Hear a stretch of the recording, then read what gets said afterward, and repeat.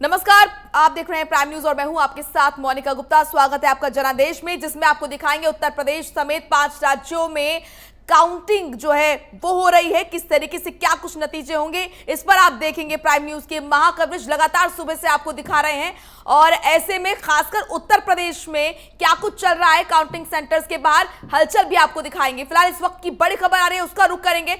पश्चिम बंगाल में टीएमसी 78 सीटों पर आगे नजर आ रही है और बीजेपी 58 सीटों पर आगे। असम में बीजेपी 12 सीटों पर आगे, वहीं कांग्रेस 5 सीटों पर आगे। तो ये बड़ी और अहम जानकारी अब तक पहुंचा रहे हैं। इलेक्शन ब्रेकिंग आपके सामने। पश्चिम बंगाल में टीएमसी 78 सीटों पर आगे, बीजेपी 73 सीटों पर और असम में बीजेपी 12 सीटों पर आगे। तो लगातार हर अपडेट और हर बड़ी खबर से आपको कराए रूबरू। यूपी समेत 5 राज्यों के चुनावी रिजल्ट आज आने हैं और ऐसे में क्या आज रिजल्ट आएगा, सभी की निगाहें इस पर हैं। लगातार सुबह से आप महा कवरेज देख रहे हैं प्राइम न्यूज की। तो ये बड़ी खबर आपके सामने, कहां पर क्या है स्थिति और किस तरीके से कौन है कहां पर आगे, ये आपको लगातार हम दे रहे हैं जानकारी।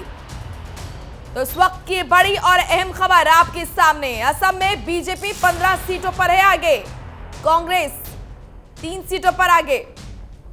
पश्चिम बंगाल में टीएमसी 78 सीटों पर आगे है, बीजेपी 73 सीटों पर आगे। तो ये बड़ा अपडेट, क्या कह रहे हैं नतीजे आपके सामने हैं, किस तरीके से कौन कहां पर है आगे। यूपी समेत 5 राज्यों में कहां पर किस तरीके से कौन सी पार्टी निकलती हुई आगे नजर आ रही है, ये आपको दे रहे हैं जानकारी। तो प्राइम न्यूज पर आप देख रहे हैं महा कवरेज। रिजल्ट आपको दिखाएंगे और उससे जुड़ी हर छोटी और बड़ी खबर दिखाएंगे। साथ ही जो बड़ा मुद्दा जिस पर बात करनी जरूरी है, कोरोना के बीच मतगणना हो रही है। इस बीच काउंटिंग सेंटरों पर किस तरह की सख्ती है और किस तरीके से गाइडलाइंस का पालन किया जा रहा है, ये भी आपको दिखाएंगे। हमारे रिपोर्टर्स लगातार फील्ड पर उतरे हुए हैं। वहीं इस वक्त ये बड़ी और अहम जानकारी आपके सामने, आप देख रहे हैं कि कहां पर कौन सी पार्टी है आगे।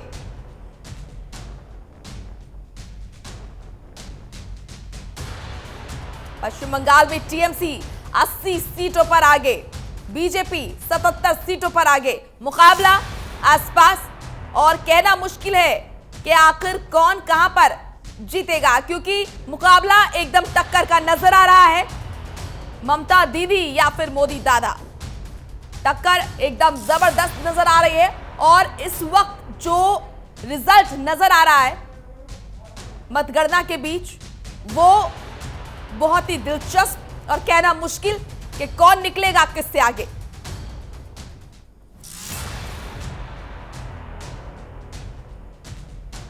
तो 5 राज्यों के चुनावी रिजल्ट आज आने हैं। काउंटिंग जो है वो सुबह से शुरू हो चुकी है।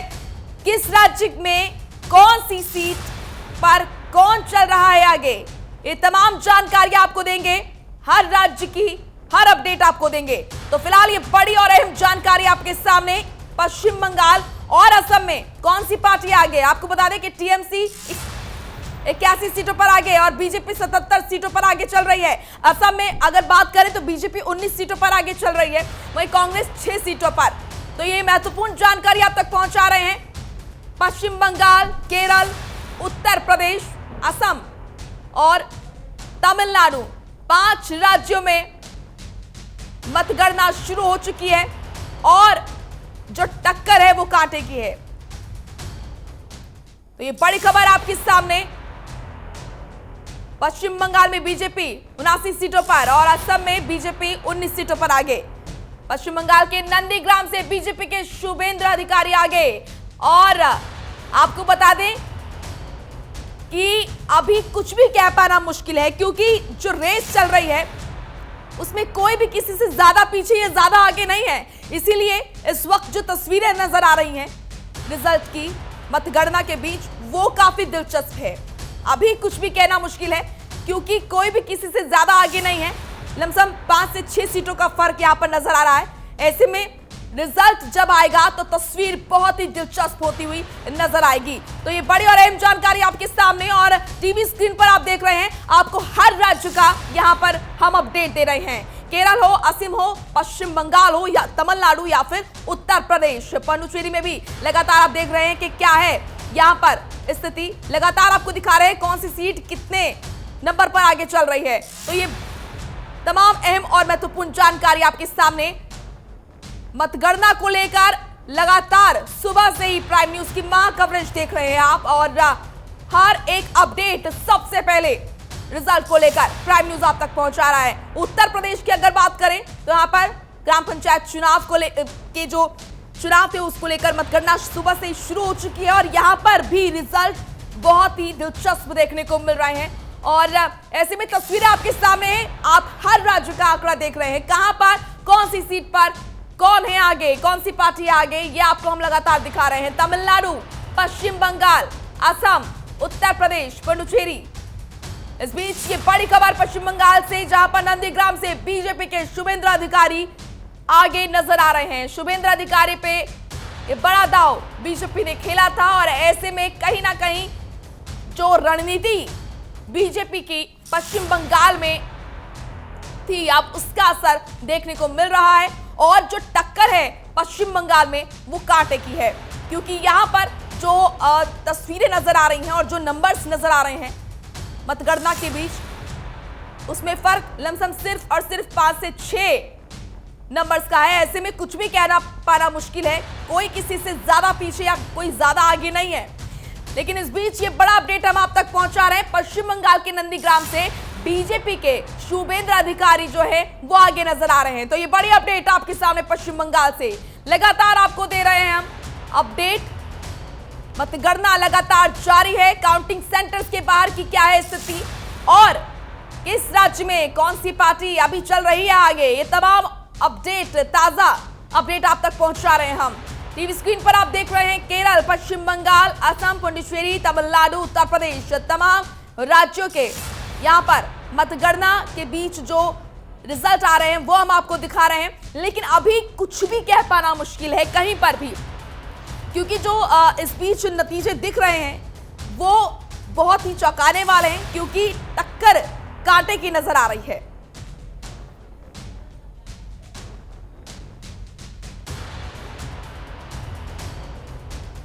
तो ये बड़ी और अहम जानकारी पश्चिम बंगाल से। पश्चिम बंगाल में जिस तरीके से यहां पर दीदी का किला ढहाने के लिए जो तमाम प्रयास, तमाम रणनीति भारतीय जनता पार्टी की थी, उसका कहीं ना कहीं अब असर देखने को मिल रहा है, और जो टक्कर है वो बहुत ही ज्यादा दिलचस्प नजर आ रही है। नंदीग्राम से शुभेंद्र अधिकारी जो है वो आगे नजर आ रहे हैं। इस बीच तमाम राज्यों से हम आप तक अपडेट पहुंचा रहे हैं, किस राज्य में कौन सी पार्टी चल रही है आगे। उत्तर प्रदेश की हमने आपको बात बताई, किस तरीके से जो यहाँ पर रिजल्ट है उसको लेकर हम आपको लगातार अपडेट पहुंचा रहे हैं। केरल की अगर बात करें तो यहाँ पर भी तस्वीरें आप देख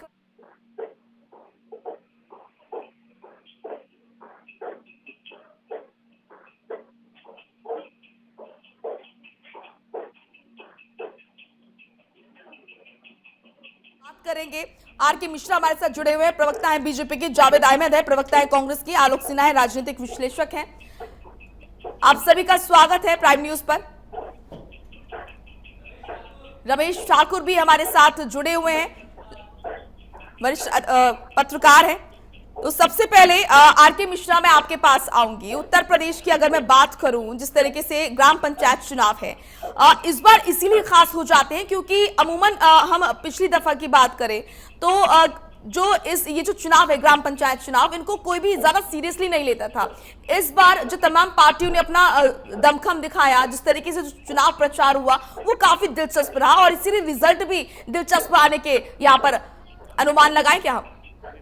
निश्चित बात है मोनिका जी, मैं ये एक चीज जरूर कहना चाहूंगा, जो कि भले ही चुनाव के जो चुनाव होता है, जैसे चुनाव निगम का हुआ, पंचायत का हुआ, विधानसभा का, लोकसभा का, इसके अपने अपने मायने हैं, निश्चित तौर पर अपने अपने मायने हैं, और विषय भी बिल्कुल थोड़ा बहुत जरूर डिफरेंट होता है। हालांकि जो मुद्दे होते हैं वो बिल्कुल मिलते जुलते मुद्दे होते हैं, लेकिन थोड़ा सा ही डिफरेंट होता है। अगर ग्रामीण स्तर पर देखें तो ग्रामीण स्तर पर, निगम स्तर पर देखें, उसके बाद फिर आपका विधानसभा के स्तर पर, एक संसदीय स्तर पर, तो निश्चित तौर पर ये जो भी प्रयास है, देखिए भाजपा एक पार्टी ही नहीं, भाजपा एक संगठन है, और एक एक कार्यकर्ता इनके जमीन पर उतर करके जन जन की भावनाओं को, जन जन तक क्या समस्याएं हैं, उनको देखकर चलने वाली पार्टी है। एक एक कार्यकर्ता जमीन पर और बिल्कुल डोर टू डोर कैंपेनिंग और एक एक चुनाव को वो बड़े ही संजीदे तरीके से लेती है। लेकिन आपने आर के यूपी मिश्रा, पंचायत- मैं इस बीच आपसे ये भी पूछना चाहूंगी, क्या आपने अपने कार्यकर्ताओं को ये निर्देश दिए थे, पार्टी ने क्या इस तरह के कोई निर्देश दिए थे कि जब काउंटिंग हो तो काउंटिंग सेंटर्स के बाहर खड़े ना हो, किसी भी तरह की कोई भीड़ ना हो? क्या इस तरह के कोई निर्देश दिए गए थे? क्योंकि तस्वीरें जो हम देख रहे हैं वो काफी भयावह है, हम भीड़ देख रहे हैं, बड़ी भीड़ देख रहे हैं कार्यकर्ताओं की। देखिए मोनिका जी, राष्ट्रीय अध्यक्ष जेपी नड्डा साहब ने खुद कहा था जो कि कहीं पे भी काउंटिंग सेंटर के ऊपर में किसी भी तरह की ना भीड़ हो और ना किसी तरह का कोई विजय जुलूस होगा, कुछ नहीं होगा। क्योंकि जिस तरह से कोरोना का जो अभी गाइडलाइन और होना चाहिए था, जो पालन होना चाहिए, खास करके न्यायालय ने भी इस तरह की इसके ऊपर में बहुत सारा निर्देश जारी किए हैं और उनको सम्मान करते हुए इलेक्शन कमीशन ने भी इस चीज को ध्यान में रखते हुए और हमारी पार्टी के जो राष्ट्रीय अध्यक्ष हैं और एक एक जो हमारे बड़े लीडर हैं, सबने उस चीज का आग्रह किया हुआ है। और हमारा कोई भी कार्यकर्ता निश्चित तौर पर आप वहां पर नहीं देखेंगे जो कि वहां पर जाकर के भीड़ इकट्ठा करेगा या किसी तरह की विजय जुलूस निकालने का उनका कोई इरादा है। ये इसका पालन किया जाएगा। और लेकिन बहुत सारे ऐसे काउंटिंग सेंटर हैं आर के जी जहां पर कार्यकर्ताओं की भीड़ नजर आ रही है। अगर आप तक ये बात नहीं पहुंची है तो मैं आपको बता देती हूं, अभी भी वक्त है, निर्देश दीजिए और कहिए कार्यकर्ताओं को कि वो भीड़ ना जुटाएं क्योंकि स्थिति बहुत गंभीर है। कोरोना पर भी बात हमें करनी पड़ेगी, बहुत ही महत्वपूर्ण है। जावेद जी, आपके पास आऊंगी। जो स्थिति अभी आप देख रहे हैं, जो तस्वीरें आप देख रहे हैं वो काफी दिलचस्प है। आपने जिस तरीके से कांग्रेस की अगर मैं बात करूं तो क्या भूमिका कांग्रेस की रही है इन चुनावों में और क्या आप देख रहे हैं, क्या उम्मीद है इस बार? देखिए मोनिका जी, कोई भी राजनीतिक दल हो चुनाव को गंभीरता से लेता है। हमने भी चुनाव को गंभीरता से लिया, लेकिन हमने मजबूर नहीं किया कि आज जिस संकट के दौर से हम गुजर रहे हैं, अब ये इस समय ताली बजाने का नहीं, देश पूरा छाती पीट रहा है। इस समय दिए नहीं जल रहे, चिताएं जल रही। तो जो देश का संकट काल है, तो ये संक्रमण काल है, इसको हमने कहीं पर इस तरीके से नहीं किया कि हम इसको और गंभीर रूप देने का काम करें। चुनाव है, हम अपने मुद्दों के साथ, कांग्रेस अपने मुद्दों के साथ चुनाव के मैदान में थी। जनता का जो भी जनादेश होगा वो सिरोधार्य किया जाएगा। ये लोकतंत्र है, यहाँ तानाशाही नहीं है कि सत्ता के लिए हम दीवाने हो जाएं और देश को आग में झोंक दें। ये आग में जो झोंकने का काम किया गया है, यह कोई उचित काम नहीं था। आज हम जिस संकट से गुजर रहे हैं, इसका बहुत बड़ा जो है कारण एक चुनाव भी थे। ये चुनाव टाले भी जा सकते थे, लेकिन जब चुनाव होंगे तो निश्चित रूप से राजनीतिक दल प्रतिभाग करेंगे। क्या बेहतर प्रदर्शन की उम्मीद है कांग्रेस की? उम्मीद करें हम? नहीं, देखिए मोनिका जी, बेहतर प्रदर्शन हर राजनीतिक दल करता है, कांग्रेस भी कर रही है। लेकिन हमने पहले ही कहा कि हम अपने चुनाव के मुद्दों के साथ गए थे। हम जनता के जो मुद्दे थे उस पर हमने मैंडेट बांटने का काम किया है। जनता जनादेश देती है या नहीं देती है, ये जनता पर होता है। कोई राजनीतिक दल ये दावा करे कि नहीं हम ही सही है, तो ये हम इसको नहीं मानते हैं। जनता अगर जनादेश जो भी देगी, सत्ता में जाने का या विपक्ष में बैठने का, उसको सर माथे पर लेने का काम कांग्रेस करेगी। ठीक है जावेद जी, आऊंगे आपके पास। आलोक सिन्हा भी हमारे साथ जुड़े हुए राजनीतिक विश्लेषक है। आलोक जी, सबसे पहले आपसे मैं ये जानना चाहूंगी, जो तस्वीरें नजर आ रही हैं, जो मतगणना शुरू हो चुकी है और रिजल्ट किस तरीके से, क्या कुछ आएंगे इस बार? क्योंकि आप भी देख रहे हैं इस बार जो तमाम पार्टियां हैं, उन्होंने इस बार जो चुनाव है उसको काफी गंभीरता से लिया है, अपना दमखम लगाया है, लिटमस टेस्ट के तौर पर तमाम पार्टियों ने देखा है और काफी महत्वपूर्ण भी है। आऊंगे आपके पास, इसका जवाब लूंगी, लेकिन बड़ी खबर आ रही है इस वक्त, तो उसका रुख कर लेते हैं। बड़ी खबर पश्चिम बंगाल से लगातार हम अपडेट पहुंचा रहे हैं, कहां पर कौन सी सीट आगे, किस सीट पर कौन आगे। इस बीच ये बड़ी खबर पश्चिम बंगाल से, बंगाल में टीएमसी 93 सीटों पर आगे है, बीजेपी 93 सीटों पर, असम में बीजेपी 19 सीटों पर आगे। तो ये बड़ी और अहम जानकारी, कांग्रेस 6 सीटों पर आगे।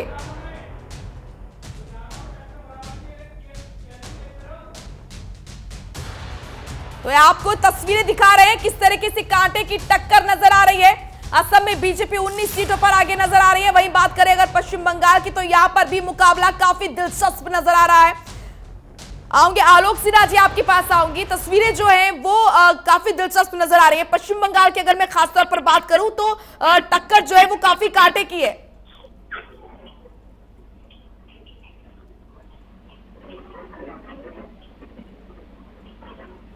आलोक जी, आप तक आवाज मेरी पहुंच रही है? जी जी पहुंच रही है मोनिका जी जी। देखें, पहले भी जैसा हम लोग देख रहे थे कि बंगाल के अंदर बीजेपी और टीएमसी के अंदर एक कांटे की टक्कर चल रही थी, और जो राष्ट्रीय लेवल के लोग थे सभी बंगाल में बैठे हुए थे, सभी अपना जुलूस निकाल रहे थे, किसी को कोरोना से कोई लेना देना नहीं था।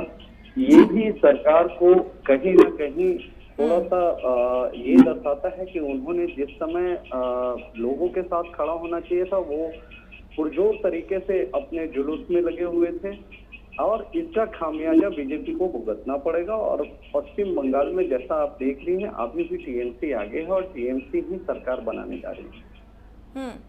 लेकिन यहाँ पर जो रुझान कह रहे हैं वो तो कुछ और कह रहे हैं। रुझान कह रहे हैं कि मुकाबला जो है वो कांटे का, और कुछ भी कह पाना यहाँ पर मुश्किल नजर आ रहा है। आलोक जी देखिए, अभी कुछ भी कह पाना मुश्किल नजर आ रहा है। कौन किससे आगे जाएगा, कौन किससे पीछे रहेगा? देखिए, जितने भी एग्जिट पोल आए हैं उसमें भी टीएमसी को आगे दिखाया गया है, और टीएमसी का वोट बैंक फिक्स है, और वो वोट ममता बनर्जी के खाते में ही जाएगा। जी चलिए, ये तो देखने वाली बात रहेगी, क्योंकि रुझान जो है वो कुछ और ही बता रहे हैं। यहाँ पर कुछ भी कह पाना अभी मुश्किल नजर आ रहा है। लगातार हमारे साथ तमाम लोग जुड़े हैं, वरिष्ठ पत्रकार भी जुड़े हैं। आपके पास आऊंगी। जिस तरीके से यहाँ पर जो चीजें नजर आ रही हैं उस पर आपकी नजरें लगातार शुरू से ही रही होंगी, तो आपसे मैं जानना चाहूंगी कि आपकी दृष्टि से इसके नतीजों में क्या आप दिलचस्प बात देखेंगे इस बार?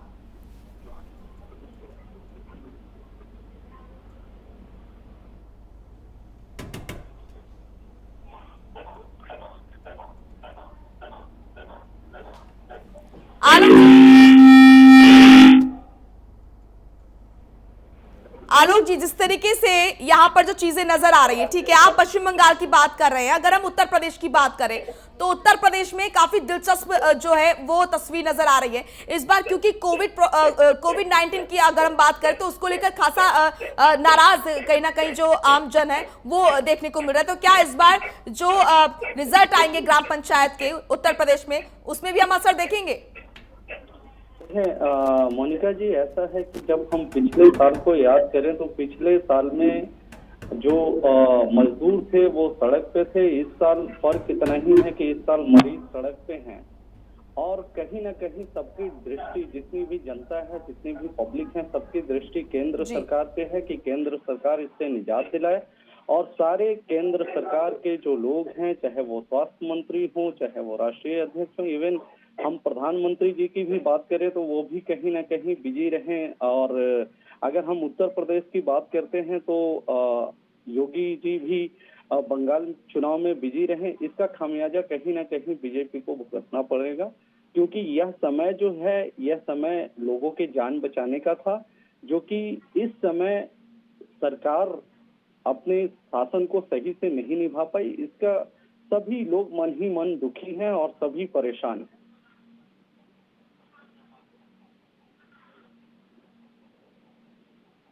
पत्रकार भी लगातार जुड़े। रमेश जी, आपसे जानना चाहूंगी, जिस तरह की तस्वीरें आप देख रहे हैं 5 राज्यों में जो आज नतीजे आ रहे हैं, किस तरीके से, कितना दिलचस्प आप देखते हैं इस तस्वीर को? देखिए मोनिका जी, हम पहले भी बात कर चुके हैं, जो रुझान अभी तक आए हैं मुझे लग रहा है थोड़ा सा इंतजार हमें करना पड़ेगा, 1-2 घंटे का।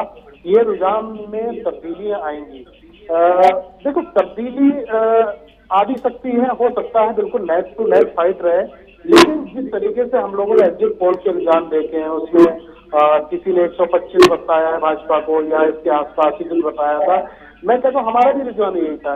मैं तो ये आपके चैनल पे बोल चुका था कि बीजेपी की अगर पश्चिम बंगाल में अगर बात करें तो ज्यादा से ज्यादा 100 के आसपास ही रहेगी। लेकिन हाँ, अगर इस तरीके से रुझान जब जा रहे हैं कि सीटों का फर्क है तो ये चौंकाने वाला हो सकता है। लेकिन आलोक ने भी एक बहुत अच्छी बात कही, जो माहौल है बीजेपी के लिए बना हुआ है इस समय, जो इन्होंने बताया, कमोवेश स्थिति वैसी ही है। जनाक्रोश बहुत भाजपा के खिलाफ है, मोदी जी के खिलाफ है, सेंट्रल गवर्नमेंट के खिलाफ है। मेरा आरोप जिस जिससे भी समय था, और आपसे भी मेरा ये सवाल है कि आप, क्योंकि कोविड-19 को हम देख रहे हैं, जिस तरीके से लगातार जो आम जन है उसमें गुस्सा है, आक्रोश है। हर हम राज्य की अगर बात करें, खासकर अगर हम बात करें यहाँ पर जिस तरीके से तमाम वो राज्य जहाँ पर बीजेपी है, वहां पर खास तौर पर देखा जा रहा है नाराजगी लोगों के अंदर है, और एक अलग सी हवा चली है जिसमें लोग कह रहे हैं कि हमें अब विकास के नाम पर वोट देना है, अब हमें किसी के चेहरे पर वोट नहीं देना है। तो इसका क्या हम ये सोचे कि खासा असर देखने को मिलेगा? एकदम कोई जो रहा है इसमें असर देखने को मिलेगा, इसमें असर देखने को मिलेगा। दूसरी बात ये है, सबसे बड़ी बात है, एक जब प्रधानमंत्री होता है जिसको हम चुनते हैं, जिसको बड़ी आकांक्षा लोगों की होती है कि हमारे सुख दुख में काम आए, लेकिन मुझे लग रहा है इस समय कोरोना का दूसरी जो लहर वो पीक पे है। अब इस समय वो बिल्कुल किसी अभी पैनलिस्ट ने सही कहा कि पिछले साल तो हम लोग दिया जला रहे थे, लेकिन दिया जलाने की जगह इस समय चिताएं जलाई जा रही हैं। हम उस समय थाली बजा रहे थे, थाली पीट रहे थे, लेकिन थाली नहीं, इस समय हम छाती पीट रहे हैं। तो छाती इसलिए पीट रहे हैं कि हमें ऑक्सीजन मिल जाए, छाती इसलिए पीट रहे हैं कि हमें बेड मिल जाए। हम पत्रकार हैं, आप भी पत्रकार हो, हम लोग देखते हैं कि इस समय हम लोगों से सिर्फ एक उम्मीद कर रहे हैं, जिनके पास सब कुछ है, पैसा भी है, सब कुछ है, धन दौलत भी है, लेकिन अदद उनके पास में एक बेड, किसी हॉस्पिटल में बेड दिलवाने की उनकी हिम्मत नहीं है। हम पत्रकारों का भी गुरूर टूट गया। हम पत्रकार ये कहते थे कि नहीं, हम तो किसी भी हॉस्पिटल के मालिक को फोन कर दे, वो हमारी बात मानेंगे, लेकिन नहीं, वो भ्रम इस समय हमारा टूटा। इस समय अब स्थिति बहुत गंभीर है और ये किसी से छिपी नहीं है रमेश जी, क्योंकि यहाँ पर चाहे कोई भी हो, इस बार जो स्थिति है वो क्यों इतनी गंभीर नजर आ रही है? क्योंकि पहले सिर्फ गरीब मरता था और आज गरीब, अमीर, मिडिल क्लास, हर वर्ग का इंसान मर रहा है। ये बहुत बड़ी बात है। देखो, ये चीजों को काउंट करने की जरूरत है, ये समीक्षा करने की जरूरत है। मुझे लग रहा है हिंदुस्तान की जनता जितनी बेवकूफ नहीं है, वो समझती है हर चीज को, गलत क्या है, सही क्या है। जब कोरोना पीक पे है तो आपको जरूरत नहीं है आप रैलियां करवाओ, आप चुनाव करवाओ, चुनाव टाल भी सकते हैं। अब उत्तर प्रदेश के पंचायत के चुनाव हुए, ये तो दिसंबर में होने थे, 4-5 महीने टाले गए, तो पश्चिम बंगाल के भी चुनाव टाले जा सकते थे, और भी चुनाव टाले जा सकते। बिहार में पंचायत के चुनाव है, वो भी टाले जा चुके हैं, लेकिन नहीं, बीजेपी ने एक खाका तैयार करा था। बीजेपी ने खाता तैयार करा था पश्चिम बंगाल के लिए। हालांकि 5 राज्यों के चुनाव हो रहे हैं, 4 राज्यों के चुनाव की ज्यादा चर्चा नहीं हो रही है, ज्यादा बात नहीं हो रही है। चुनाव की चर्चा अगर हो रही है तो सिर्फ पश्चिम बंगाल के लिए हो रही है। पश्चिम बंगाल को लिए भाजपा जितनी सीरियस थी, मुझे लग रहा है ये देखने वाली बात है, और दूसरी पॉलिटिकल पार्टियों को ये सीखने वाली बात है कि इतनी विकट परिस्थितियों में, इतने विकट संकट में भी अगर भाजपा सब कुछ भूल के, सब कुछ, मोनिका जी के साथ में क्या हो रहा, रमेश ठाकुर के साथ में क्या हो रहा, आलोक सिन्हा के साथ में क्या हो रहा, किसी को कोई परवाह नहीं है। उनको परवाह है तो सिर्फ चुनाव की और चुनाव जीतने की। ऐसा नहीं होना चाहिए। ऐसा जनादेश अगर आपको मिलता है तो मुझे लगता है ऐसे जनादेश का कोई मतलब नहीं है। जिस समय प्रधानमंत्री की जरूरत है, जिस समय आपके लोगों की जरूरत है, उस समय आप लोग चुनाव करवा रहे हो। तो मुझे लग रहा है इन चीजों का, आप कितना भी कुछ कहो, पॉलिटिकल पार्टियों के लोग, भाजपा के हमारे मित्र कुछ भी कहें, इसका असर जरूर पड़ेगा, इसका असर अनुकूल जरूर पड़ेगा। आप अगर जीत भी जाते हो पश्चिम बंगाल में, कहता हूँ अगर आप पश्चिम बंगाल जीत भी जाते हो, उस जीत में भी आप हार गए। बिल्कुल, क्योंकि अंतर्राष्ट्रीय मंच पर अब कहीं ना कहीं आलोचना भी हो रही है इस चीज की। आर.के. मिश्रा जी, आपके पास आऊंगी। ठीक है, भारत की जो इस वक्त स्थिति है, यहाँ पर हम देख रहे हैं कि तमाम जो विश्व भर के जो देश है वो हमारी मदद के लिए भी आ रहे हैं, लेकिन इससे भी हम मुंह नहीं फेर सकते हैं कि आलोचना भी हो रही है भारत की। जिस तरीके से चुनाव प्रचार किया गया, बड़ी बड़ी रैलियां की गई, और खास तौर पर भारतीय जनता पार्टी की जो रैलियां रही उस पर भी सवाल खड़े हुए हैं, और विश्व भर ने इसकी आलोचना की है। मदद के हाथ तो बढ़ा रहे हैं, लेकिन इसकी आलोचना भी हुई है, इससे नकारा नहीं जा सकता है। आर.के. जी, जो हमारे सभी मित्रों में से कुछ मित्र कह रहे थे जो कि चुनाव को टाला जा सकता था, मैं ये नहीं कह रहा हूं कि चुनाव को टाला क्यों नहीं गया और किस लिए टाला नहीं गया, मैं उसके ऊपर में नहीं जाना चाहता, लेकिन मात्र एक छोटा सा अपना अनुभव होता है, अपना परिप्रेक्ष्य होता है। चूंकि आवाज जरा बढ़ाइए, आवाज नहीं आ रही है। हाँ, आपके चैनल के माध्यम से मैं इनको दर्शकों को कहना चाहता हूँ। देखिए, होता क्या है ना, जो तमिलनाडु में 24 मई तक ये गवर्नमेंट का फॉर्मेशन होना था, वेस्ट बंगाल में, मैं इससे पहले डिबेट में जब शुरुआत थी तभी मैंने इस चीज को रखा था। आर.के. जी, इस पर आप बोलिएगा, इस पर आपसे मैं जवाब लूंगी, विस्तार से आप बोलिएगा, बहुत जरूरी है इस पर जानना। फिलहाल आपके पास भी आऊंगी मैं, आलोक जी आपके पास भी आऊंगी। फिलहाल क्योंकि वक्त का अभाव, एक छोटे से ब्रेक के लिए हमें रुकना पड़ रहा है और लगातार हम दर्शकों तक पहुंचाते रहेंगे कि किस तरह की क्या कुछ तस्वीरें नजर आ रही है, रुझान क्या कह रहे हैं और शाम तक किस तरह की क्या तस्वीर नजर आने वाली है। एक छोटा सा ब्रेक, फौरन लौटेंगे। ब्रेक के बाद स्वागत है आपको, जनादेश आप देख रहे हैं और आपको दिखा रहे हैं हम किस तरीके से कौन से राज्य में क्या तस्वीर नजर आ रही है, रुझान क्या कह रहे हैं। लगातार पैनल हमारे साथ जुड़ा हुआ है क्योंकि ब्रेक से पहले आरके जी आपके से मैं बात कर रही थी, आपसे मैंने सवाल किया था कि जवाब जो है वो मांगे जा रहे हैं, लेकिन इससे पहले एक बड़ी खबर आ रही है, उससे दर्शकों को रूबरू करा देते हैं।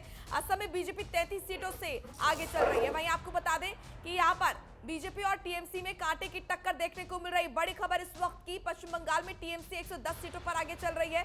वहीं अगर बात करें बीजेपी 100 सीटों पर आगे और इसी के साथ असम में बीजेपी 28 सीटों पर आगे चल रही है। तो कांटे की टक्कर, कांग्रेस 14 सीटों पर आगे। ये बड़ी और अहम जानकारी, कहां पर किस राज्य में कौन सी पार्टी चल रही है आगे, रुझान क्या कह रहे हैं और शाम तक क्या तस्वीर नजर आएगी, ये तो काफी दिलचस्प रहने वाला है। लेकिन इस बीच ये बड़ी और अहम जानकारी अब तक पहुंचा रहे हैं आरके जी, आप कुछ कह रहे थे, आप बताइए। जिस तरीके से सवाल लगातार किया जा रहा है कि जो चुनाव प्रचार किया गया कोरोना के बीच, जो रैलियां की गई बड़ी बड़ी, उस पर लगातार हर कोई सवाल उठा रहा है, चाहे वो विपक्ष हो चाहे अंतर्राष्ट्रीय मंच पर। इस बात को लेकर किरकिरी भी हो रही है, आलोचना भी हो रही है इसकी।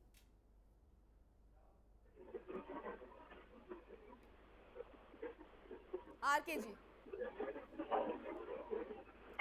चलिए आवाज आरके तक नहीं पहुंच रही है, आरके मिश्रा जी तक। जावेद अहमद आपके पास आऊंगी। जिस तरीके से हमने देखा कि जो स्थिति है इस वक्त बहुत ही ज्यादा गंभीर नजर आ रही है, क्या हम कहें कि ये कांग्रेस के पास एक अच्छा मौका है अपनी छवि को सुधारने का, एक बढ़ चढ़कर, क्योंकि हिस्सा आप अगर लेंगे तो जनता के बीच एक अच्छी छवि आपकी बनेगी। क्योंकि हमने भी देखा जिस तरीके से प्रियंका गांधी ने ऑक्सीजन का टैंकर उत्तर प्रदेश पहुंचाया, उससे कहीं ना कहीं आम जन में प्रियंका गांधी के लिए काफी एक कहेंगे कि अच्छी तस्वीर उनकी बनी है और लोगों के अंदर अब आस भी जगी कि प्रियंका गांधी और भी उनके लिए बहुत कुछ करेंगी।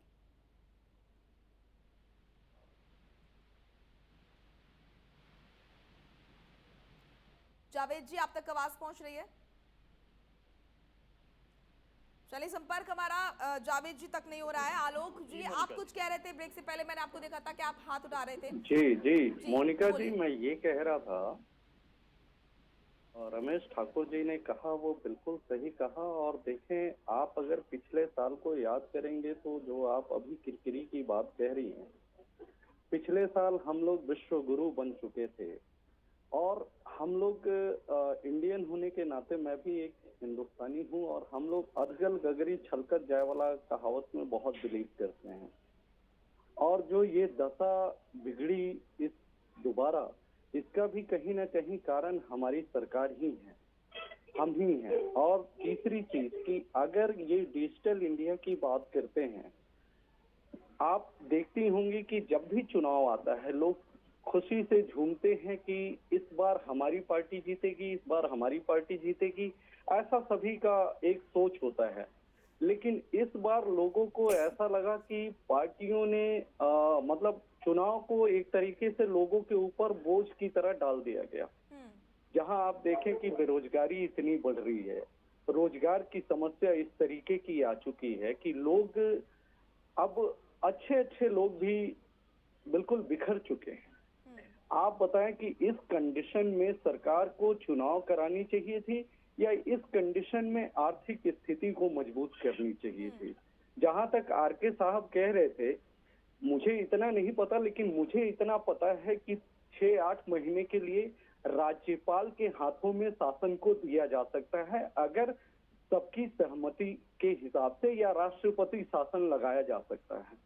जहां चुनाव की अगर हम बात करें, चुनाव लड़ने का नहीं था, ये समय था कोरोना से लड़ने का। और इस समय कोरोना से लड़ने का था। आप देखें पिछले बहुत दिनों से दिल्ली लॉकडाउन है, मतलब सरकार ने छोड़ दिया कि जिस राज्य को जो मर्जी करे वो करे। लेकिन मैं कहता हूं कि अगर दिल्ली लॉकडाउन है और एनसीआर खुला हुआ है तो इसका फायदा क्या है? इसका कोई फायदा नहीं है। या तो लॉकडाउन पूरा देश एक साथ हो, या फिर पूरा खुला रहे, सब अपना जिएंगे मरेंगे जैसे भी होगा, आज भी वही कर रहे हैं लोग। हमारे बहुत सारे लोग हैं जो ऑक्सीजन के बिना तड़प तड़प के मर रहे हैं। और आप कह रही हैं कि प्रियंका गांधी जी ने ऑक्सीजन का टैंकर छत्तीसगढ़ से मंगवाया, ये बड़ी अच्छी बात है। लेकिन आप दूसरे पहलू को देखें कि वहां की सरकार ने आरक्षित कर दिया कि पहले अति पिछड़ों को वैक्सीन दिया जाएगा अगर वैक्सीन आता है तो। ये इस तरीके की पॉलिटिक्स इस महामारी में कहां तक सही है? इस तरीके का पॉलिटिक्स अगर कोई भी सरकार करती है तो उसको अब खमियाजा भुगतना पड़ेगा, क्योंकि जब जान पे बनता है ना तो जनता सिर्फ अपनी सोचनी शुरू कर देती है, फिर किसी सरकार के तरफ खड़ी नहीं होती है। आज का समय ये हो गया है कि जान पे लोगों का बन चुका है। और सरकार को भी मालूम था कि बंगाल में, आज आप बंगाल की बात करें तो हर 2 व्यक्ति के बाद तीसरा व्यक्ति कोरोना पॉजिटिव हो रहा है। इसका जिम्मेवार कौन है? मैं पूछना चाहता हूँ, सरकार से पूछने वाला कौन है? हम लोग अगर पूछेंगे सरकार हमारी सुनेगी नहीं। जैसा कि ठाकुर साहब कह रहे थे कि पत्रकारों के लिए खुला होता था कि किसी भी हॉस्पिटल में जगह दिलवा दे, आज ये स्थिति है कि आज आपको खुद जगह नहीं मिलेगी, आप जगह दिलवाएंगे कहाँ? जगह है कहाँ? इतनी कालाबाजारी हो रही है। आप ऑक्सीजन की बात करें, आप रेमडेसिविर इंजेक्शन की बात करें, आखिर सरकार है कहाँ सोई हुई है कि कालाबाजारी नहीं रोक पा रही है? आलोक जी, स्थिति तो ये है कि खुद नेताओं के परिजनों को बेड नहीं मिल रहे हैं, उनको खुद ट्वीट करना पड़ रहा है, पोस्ट करना पड़ रहा है कि व्यवस्था करवाएं। आप बताएं मोनिका जी, कौन ऐसे विधायक और कौन ऐसे एमपी हैं जिनके परिजन रोड पे मर गए, जिनको ऑक्सीजन नहीं मिला? आप बताएं। इनके लिए तो सीट बुक है। मैं पिछली बार जब सहारा में आया तो मैंने कहा लोगों को, मैंने एक अपने तरफ से वो किया कि भैया तुम जो जा रहे हो चुनाव के अंदर, तुम्हारे को कोरोना होगा तो रोड पे मरना पड़ेगा, लेकिन अगर किसी मंत्री किसी नेता को कोरोना होता है तो उसके लिए 5 स्टार फैसिलिटी आज भी अवेलेबल है। मोनिका जी, इस बात को ना कहें आप। तभी तो सरकार इस पे लगाम नहीं लगा पा रही है। वो भी सोच रही है कि जनसंख्या बढ़ चुका है, इस वजह से भी घट जाए, और दूसरी चीज की रोजगार के लिए कोई हमारे पे उंगली ना उठाए। आप अभी सच्चाई पे चलेंगी तो बड़ी मुश्किल होगी। हम लोग बड़े परेशान हैं, हमें खुद नहीं पता कि हम कितने दिन जीने वाले हैं, कब हमें ऑक्सीजन की जरूरत पड़ेगी। बिल्कुल आऊंगी आपके पास आलोक जी। रमेश ठाकुर जी, जिस तरीके से आपने देखा पिछले साल की अगर हम बात करें, जो तस्वीरें लॉकडाउन के बीच सामने आई थी, मजदूरों का सड़क पर चिलचिलाती धूप में पैदल चलना और उनके पैरों में छाले पड़ जाना, कई लोगों की मृत्यु हो जाना चलते चलते, इस तरह की तस्वीरें हमने देखी थी। आज जो तस्वीरें नजर आ रही हैं वो काफी विचलित कर देने वाली हैं। कहीं ऑक्सीजन के अभाव में लोग तड़प तड़प के दम तोड़ रहे हैं, तो कहीं पर डॉक्टर्स के अभाव में दम तोड़ा जा रहा है, कहीं पर कालाबाजारी हो रही है। लेकिन हमने देखा था कि पिछले साल के बाद भी कई ऐसे चुनाव थे जिसमें जो जनता है उसके ऊपर काफी असर पड़ता हुआ नजर नहीं आया था। तब भी कहीं ना कहीं जो मुद्दे थे उन पर वोटिंग नहीं हुई थी। क्या हम माने कि आज की जो स्थिति है वो जनता की आंखें खोलेगी, जनता समझेगी कि कितना महत्वपूर्ण उनका वोट है? सिर्फ आंख बंद करके किसी चेहरे पर वोट देना सही नहीं है। जरूरी है कि स्थिति को देखा जाए, परखा जाए कि कौन सही है, कौन उनके लिए काम कर सकता है। देखिए मोनिका जी, जो आप साल भर की जो बात कहते हैं रमेश जी के बुरा वक्त भी बहुत कुछ सिखा के जाता है, तो क्या हम माने कि ये जो बुरा वक्त जो चल रहा है देश का, ऐसे में जनता को बहुत कुछ सिखा के जाएगा? नहीं मोनिका जी, बुरा वक्त आज से शुरू नहीं हुआ, कमोवेश मुझे लग रहा है 1 साल हो गया है जी। जो आपने कहा कि इस समय पलायन हो रहा है, मजदूर जा रहे हैं, तो ये तस्वीर थोड़ी सी धुंधली हुई है। ये तस्वीर पिछले साल की है, बदला कुछ नहीं, वही तस्वीर है। मुझे लग रहा विकसित परिस्थितियां और समस्या और उसमें ज्यादा जुड़ गई हैं।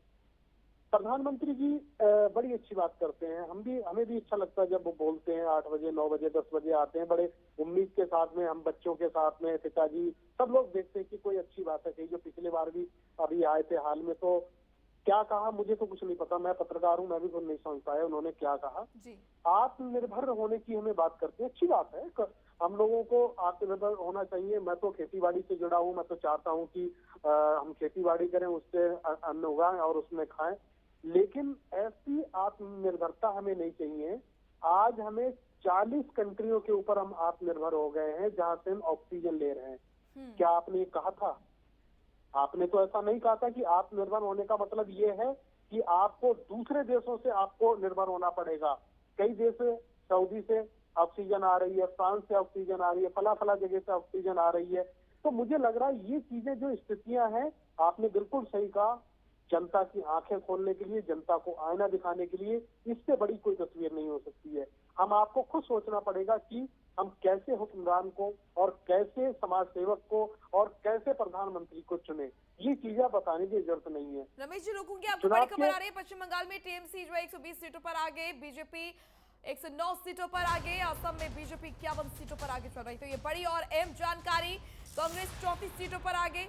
इस वक्त की बड़ी खबर, पश्चिम बंगाल में टीएमसी 120 सीटों पर आगे और भारतीय जनता पार्टी की अगर बात करें तो 109 सीटों पर आगे। रुझान, बहुत ही दिलचस्प तस्वीर यहाँ पर रुझान बनाते हुए नजर आ रहे हैं। इस समय बीजेपी 51 सीटों पर आगे और कांग्रेस 34 सीटों पर आगे।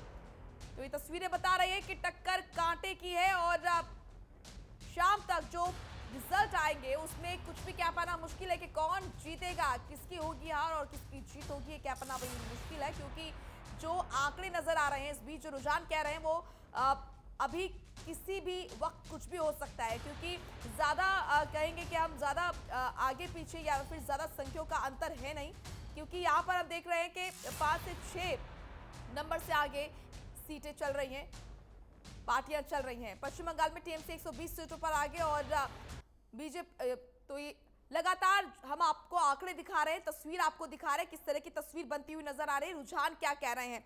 रमेश जी, आप अपनी बात पूरी कीजिए, क्योंकि ठीक है, रुझान पर भी बात करना जरूरी है, लेकिन इस समय जो गंभीरता है, देश में जो स्थिति बन रही है, कोरोना पर भी बात करना बहुत ज्यादा जरूरी है। रमेश जी। लेकिन बात हुई नहीं, बात होनी चाहिए तो चुनाव के वक्त नहीं हो पाई। अब जब लास्ट रैलियां रह जाती, इसमें कोई दोषी कोई भारतीय जनता पार्टी नहीं है, सारी पार्टियां हैं, कांग्रेस भी है, टीएमसी भी है, सारी पार्टियां हैं। जब चुनाव का आखिरी दौर जब रह जाता है, तब राहुल गांधी ट्वीट करके कहते हैं कि मैं अब रैली नहीं करूंगा। तो फिर वही वाली बात है कि जब चिड़िया चुग गई खेत तो अब पछताने से भी क्या हो। तो उसके बाद में इलेक्शन कमीशन अपना ढोल लेके आ जाते हैं कि नहीं, अब रैलियां नहीं होंगी और विजय जुलूस नहीं निकालेंगे। अरे भैया, सब तो हो चुका। उनको कोई इलेक्शन कमीशन को ये बताए, जिस समय चुनाव वहां पे हो रहे थे उस समय कोविड की जो स्थिति थी वो पश्चिम बंगाल में क्या थी, और आखिरी चुनाव तक, आखिरी 8वें चरण के चुनाव तक 48% कोरोना की जो गति बढ़ गई है, ये कैसे हुई? ये आपके द्वारा हुई। मैं सीधे दोषी कहता हूँ, इसमें तो एफआईआर होनी चाहिए इलेक्शन कमीशन के मुखिया के ऊपर। ऐसे सारी पार्टियों के जितने मुखिया, सबके ऊपर इलेक्शन एफआईआर होनी चाहिए। लेकिन करेगा कौन? अब जब सब कुछ हो जाता, आप चुनाव, आप जो इस समय जो उत्तर प्रदेश में पंचायत के चुनाव हुआ है, ये निकाय चुनाव होता है, छोटे चुनाव होते हैं, गली मोहल्ले के चुनाव होते हैं, उसमें आपने बंदिशों की झड़ी लगा दी। उसमें आपने ये कह दिया कोई 5 से 7 लोग नहीं जा पाएंगे, क्योंकि ये चुनाव से आपका ज्यादा वास्ता नहीं है। इन चुनावों में आपने सिंबल तो बांटा नहीं है कि प्रधानों को आपने, बीजेपी ने कमल दे दिया हो, कांग्रेस ने हाथ दे दिया हो, फलाना पार्टी ने अपना सिंबल दे दिया हो, कुछ नहीं। क्योंकि इन चुनावों से आपका ज्यादा वास्ता नहीं होता। हाँ, ओवरऑल जब पूरा रिजल्ट आ जाता है तब आप लोग बैठ के समीक्षा करते हो कि हाँ, अब किनको रुझाया जाए, अब किनको क्या कहा जाए, तो वो सारी चीजें बात की बात होती है। लेकिन जो बड़े चुनाव होते हैं उनमें आपकी दिलचस्पी बहुत ज्यादा होती है। मुझे लग रहा है जब जनता तड़प तड़प के मर रही है, ऑक्सीजन के लिए तड़प तड़प के मर रही है, होटल हॉस्पिटल सारे फुल हैं, उस समय अगर आप चुनाव कराते हो, उस समय आप सब करते हो, उस समय आप रैलियों को संबोधन करते हो, मुझे लग रहा है आपको शर्म आनी चाहिए। ये व्यवस्था ऐसी जो है, हमने कभी कल्पना नहीं करी थी। रुझान अगर जैसे भी आते, मुझे लग रहा, देखो, अगर 100 से, मोनिका जी ये तय है, 100 से ज्यादा अगर भारतीय जनता पार्टी पश्चिम बंगाल में सीट ले आती है, तो मुझे लग रहा है कई तरह के आरोप लगने शुरू हो जाएंगे।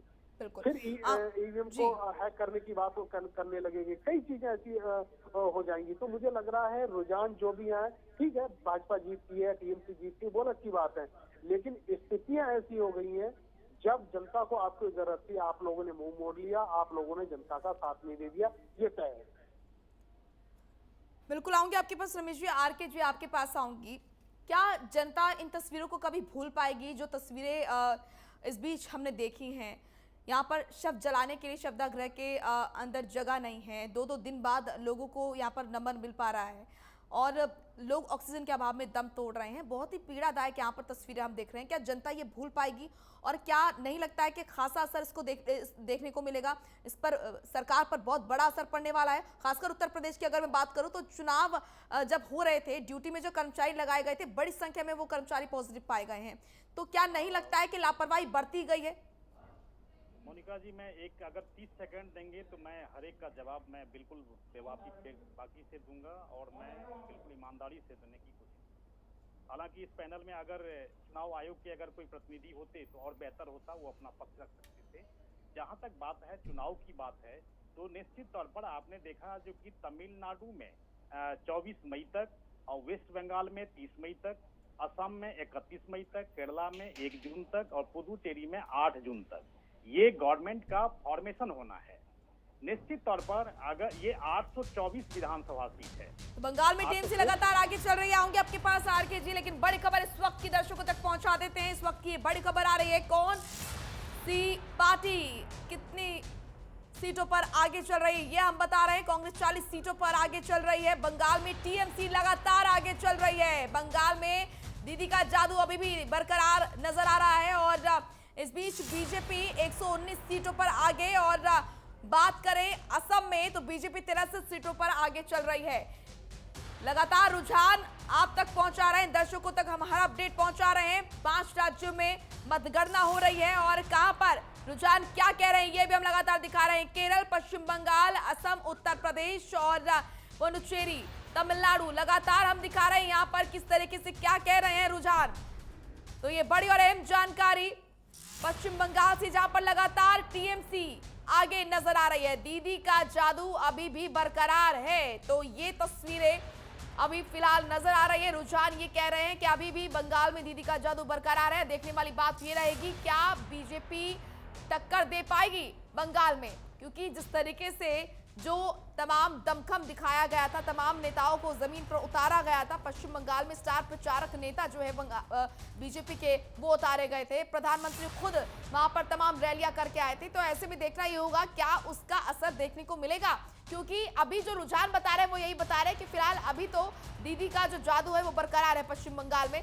और ये तस्वीरें आपको दिखा रहे हैं, लगातार हम आपको रुझान दिखा रहे हैं। तमिलनाडु, असम, पश्चिम बंगाल, उत्तर प्रदेश और तमिलनाडु, इन तमाम 5 राज्यों में किस तरीके से क्या कह रहे हैं रुझान। तो पश्चिम बंगाल की अगर बात करें, टीएमसी 126 सीटों पर आगे और साथ ही बीजेपी की अगर बात करें तो 119 सीटों पर आगे। लेफ्ट की अगर बात करें तो 2 और अन्य 3 ये रुझान कह रहे हैं। असम पर अब आ जाते हैं, असम में क्या कह रहे हैं रुझान।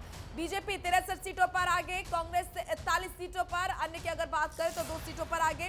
वहीं तमिलनाडु की बात कर लेते हैं, एआईएडीएमके की अगर बात करें तो वो अभी फिलहाल आगे चल रही है। पुडुचेरी में कांग्रेस 4 सीटों पर और केरल में एलडीएफ 68 सीटों पर आगे चल रही है। तो ये तमाम हम आपको अपडेट दे रहे हैं, कहां किस राज्य में कौन सी पार्टी कितनी सीटों पर आगे चल रही है।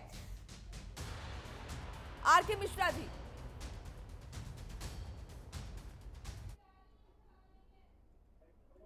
मिश्रा जी, जिस तरीके से आप बता रहे थे, मैंने आपसे सवाल पूछा था कि उत्तर प्रदेश में खासकर अगर मैं बात करूं तो चुनाव के दौरान जिन तमाम कर्मचारियों की ड्यूटी लगाई गई थी उन तक को बड़ी संख्या में कोरोना पाया गया है, उनमें संक्रमित वो हुए हैं। तो ऐसे में किसकी जवाबदेही रहेगी? आखिर क्यों ये सब करवाया गया?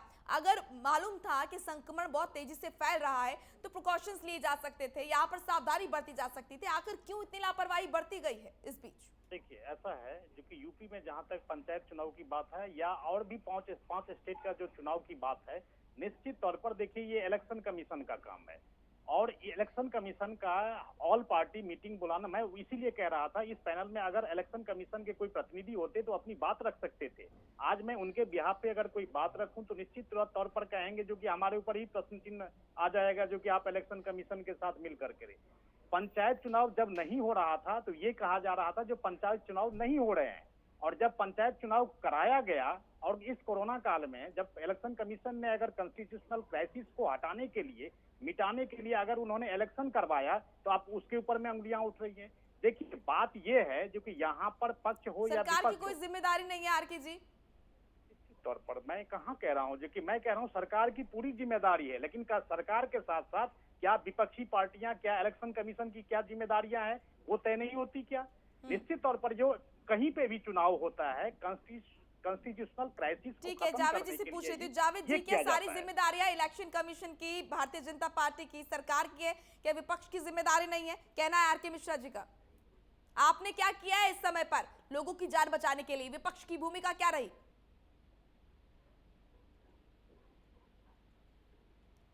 जावेद जी, आप तक आवाज पहुंच रही है? तो आवाज नहीं पहुंच रही है। आलोक सिन्हा, मैं आपका रुख करूंगी। क्या आपको अब भी लगता है, क्योंकि जो मोनिका समय जी, नजर आ रहा है आलोक जी, जो समय मोनिका, नजर आ रहा है वो बहुत ही संवेदनशील है, स्थिति बहुत ही गंभीर है। भारत की तरफ हर देश देख रहा है, पूरा विश्व भारत की तरफ देख रहा है, क्योंकि स्थिति ऐसी हो गई है, लोग मर रहे हैं और बड़ी तादाद में लोग मर रहे हैं, तड़प तड़प कर मर रहे हैं। जो तस्वीरें निकलकर सामने आ रही हैं वो भयावह है। तो ऐसे में क्या हम माने कि ऐसी स्थिति में भी तमाम पार्टियां जो है वो राजनीति को छोड़ चुकी हैं, राजनीतिक नहीं कर रही हैं और अभी सब साथ हैं? जी मोनिका जी, मैं आर.के. जी के बातों से बड़ा आहत होता हूँ कि इन्होंने इलेक्शन कमीशन के ऊपर कहा। हमने इलेक्शन कमीशन के ऊपर साहब हाथ उंगलियां कहाँ उठाई? हमने तो सिर्फ ये कहा है कि अगर इलेक्शन कमीशन ने तय कर दिया कि इलेक्शन होनी है तो वो सही है, लेकिन सरकार जो कह रही है कि आत्मनिर्भर होने की, अगर ये डिजिटल इंडिया है तो वर्चुअल मीटिंग भी तो हो सकती थी। फिजिकल मीटिंग क्यों हुई इतनी? क्यों इतनी रैलियां निकाली गई? क्या रैलियों के लिए भी इलेक्शन कमीशन ने ही कहा था? इसकी जिम्मेवारी सरकार की नहीं है? और बात करें अगर हम कांग्रेस की, मोनिका जी, तो ये सभी एक ही थाली के चट्टो-बट्टो हैं। ये जितनी भी पॉलिटिकल पार्टी हैं, जहाँ पे फायदा इनको दिखता है वहाँ ये चुप बैठ जाते हैं, और जहाँ इनको नुकसान होना शुरू होता है वहाँ ये हल्ला बोलने लग जाते हैं।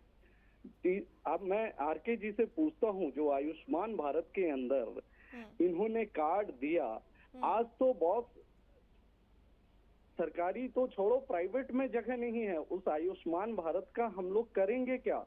चौथी चीज मैं पूछता हूँ कि अगर उज्ज्वला योजना के अंदर आप लोग घर घर सिलेंडर दे सकते थे, तो ये 10-12 लाख जो मरीज पड़े हुए हैं इनको ऑक्सीजन देने में आप सक्षम नहीं है क्या? इस तरीके की नीति है हमारी सरकार की।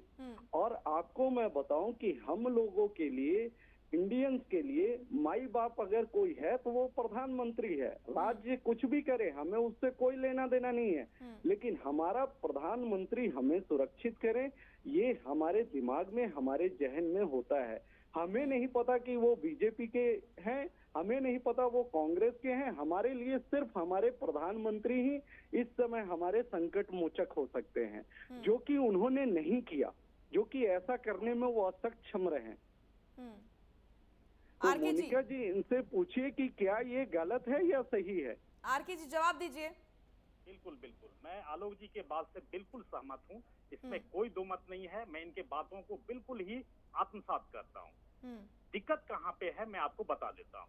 होता क्या है, जब पिछले साल कोरोना जब आया था और पहला स्ट्रेन था, तो निश्चित तौर पर हम लोगों ने विजय प्राप्त की थी, और सबके सहयोग के साथ, चाहे कोई भी राजनीतिक दल हो, कोई भी विपक्षी पार्टी हो, कोई भी हो, जनता का एक एक बंदे का साथ था, एक एक व्यक्ति का साथ था, हम लोगों ने विजय प्राप्त की थी। इस बार का जो स्ट्रेन रहा, निश्चित तौर पर आप पीआईबी के साइट पर जब आप जाएंगे तो केंद्र सरकार ने हर एक राज्यों को आगाह किया था, जो कि 7 जनवरी 2021 को आगाह किया था, जो कि आप लोगों के इंफ्रास्ट्रक्चर किस तरह से हैं और कहीं कोई कमी है तो आप हमें बताएं।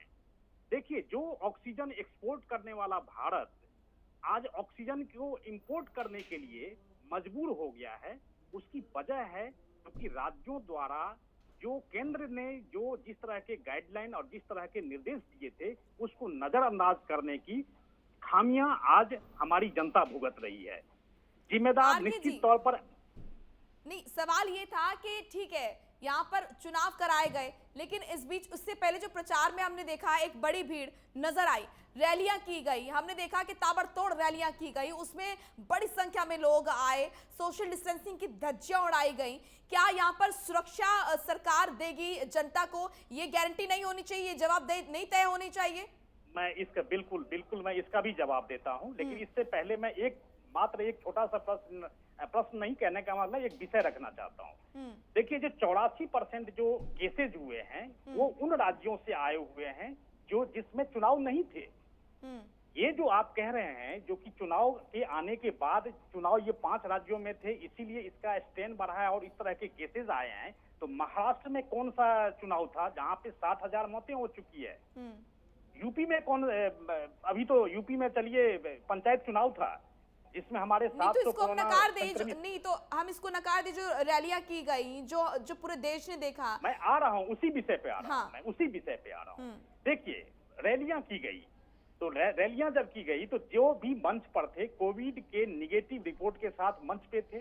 दूसरी बात यह है जो कि मंच से पूरी तरह से कोरोना गाइडलाइन को फॉलो करना चाहिए था, उसके जो मानक थे उसको तय करना चाहिए था। और इस चीज के लिए हम पार्टी अगर जिम्मेदार हैं, इलेक्शन कमीशन भी इस चीज को मॉनिटरिंग करता। अगर हमारी रैलियों में कहीं पे भी इस मानक को अगर खरे नहीं उतर रहे थे तो हमारी रैलियों के पर में रोक लगाई जा सकती थी। अगर रैलियां की जा रही हैं तो क्या आप उम्मीद करते हैं कि वहां पे 5 से 6 लोग आएंगे?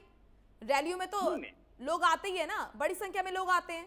मैं वही चीज कह रहा हूं, अगर मानकों का अगर अनुसरण नहीं हो रहा था, अनुपालन नहीं हो रहा था, बिल्कुल नहीं हो रहा था, इलेक्शन कमीशन को उसके ऊपर में बैन लग जाना चाहिए था, लगा देना चाहिए था। क्योंकि राजनीतिक पार्टियां हैं और इलेक्शन है, तो निश्चित तौर पर संवैधानिक चीज को फॉलो करते हुए, अनुसरण करते हुए उस पार्टियों को, चाहे वो कांग्रेस हो, चाहे कोई भी विपक्षी पार्टी हो, चाहे सत्तारूढ़ पार्टी हो, उस चीज को करना पड़ेगा। लेकिन जैसे हम लोगों ने बिहार में वर्चुअल रैली की थी वैसे करना चाहिए था, इस चीज को मैं भी मान रहा हूं। बिल्कुल मानना बहुत जरूरी है। जावेद अहमद जी, आपके पास आऊंगी। जिस तरीके से आरके जी ने कहा कि यहाँ पर सभी की जिम्मेदारी बनती है, सभी सवाल अगर खड़े करेंगे तो फिर कार्य कौन करेगा? विपक्ष की क्या भूमिका रही इस बीच?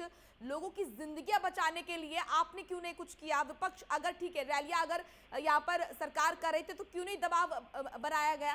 क्यों नहीं इलेक्शन कमीशन से बोला गया कि इनको रोका जाए, तुरंत इनको रोका जाए? क्यों नहीं अनशन पर बैठ गए? क्यों नहीं प्रदर्शन किया गया इस चीज के लिए? मोनिका जी, अब थोड़ा सा हमको 1 मिनट का समय दे दीजिए तो मैं जवाब दे दूं। बिल्कुल, समय आपके पास है जावेद जी। देखिए, अभी जनवरी की बात हुई कि 27 जनवरी को राज्यों को पत्र लिखा गया। ये राष्ट्रीय आपदा और देश के अंदर आपदा प्रबंधन अधिनियम लागू किया गया। जावेद जी, माफ कीजिएगा, आपको रोकना चाहूंगी एक क्योंकि वक्त का अभाव है। ब्रेक के बाद मैं आपके पास ही आऊंगी और आपको पूरा समय दूंगी कि आप अपनी बात सामने रखें। फिलहाल एक छोटे से ब्रेक के लिए हम रुक रहे हैं, तुरंत लौटेंगे, फौरन लौटेंगे।